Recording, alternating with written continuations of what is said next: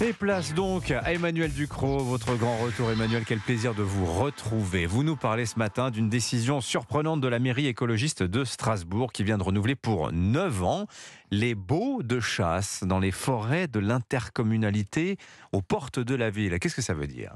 Strasbourg, c'est une mairie verte réputée pour ses positions animalistes. Elle ne veut plus d'animaux dans les eaux de la ville, des animaux sauvages.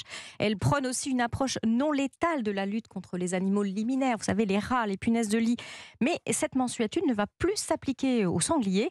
Alors à Strasbourg, comme ailleurs en France, ils prolifèrent, pas parce qu'on les nourrit, comme on peut le lire parfois, mais parce qu'ils n'ont plus de prédateurs, que la ville s'est rapprochée de leur habitat et puis que le réchauffement climatique favorise leur reproduction. On a pu voir des sangliers se balader dans le centre de Strasbourg ces derniers mois, comme d'ailleurs dans d'autres villes de France. Ah oui, moi j'en avais vu un dans le métro à Toulouse, c'est vous dire. À Strasbourg, donc on se résout à réguler les sangliers par la chasse, la méthode traditionnelle. Mais oui, contraints et forcés, les sangliers provoquent énormément de dégâts chez les agriculteurs autour de la ville, dans les forêts, et les techniques alternatives comme le piégeage ne suffisent pas. Le conseil municipal va donc continuer à concéder des baux communaux aux sociétés de chasseurs, charge à eux de limiter la prolifération des suidés. C'est comme ça qu'on les appelle. Alors je respecte les positions qui contestent le retour à la chasse, a dû expliquer à la presse locale l'adjoint à la mairie de Strasbourg en charge de la transformation écologique du territoire. Mais en tant que responsable de la biodiversité, nous sommes dans l'obligation de mettre en œuvre des techniques de chasse, de régulation d'animal en surdensité. Oh le jargon. Oui, parce qu'il exerce sur les milieux naturels une pression qui n'est plus acceptable pour nous.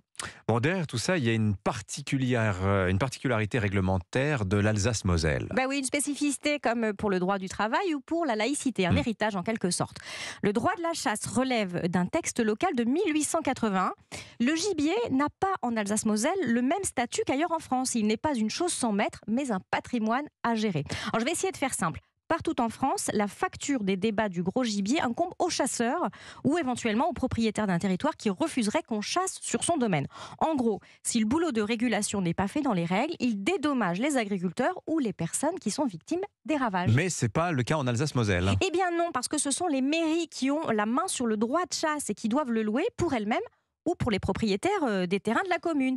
Et si elles ne le font pas parce que le maire serait contre la chasse, par exemple, comme à Strasbourg, eh bien ce sont elles qui sont responsables financièrement des déprédations causées par le gibier, avec l'argent public, avec l'argent des électeurs.